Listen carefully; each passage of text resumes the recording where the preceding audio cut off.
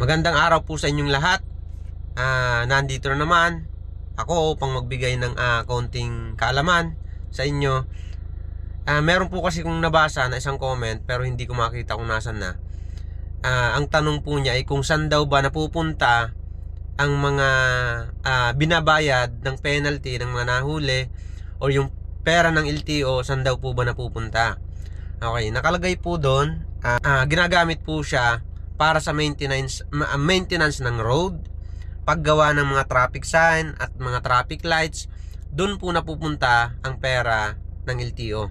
Yung mga binabayad natin sa penalty, mga pagkuha ng license, doon po napupunta sa mga pag-aayos ng kalsada, pagka nasisira, paggawa ng kalsada, at yung paggawa ng mga traffic sign at traffic lights na nakikita natin sa mga kalsada.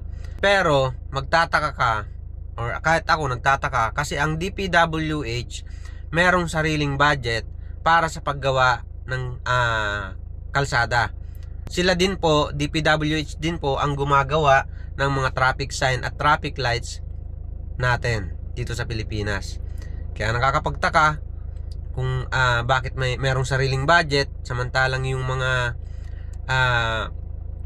pera na nanggagaling sa LTO ay napupunta din sa DPWH.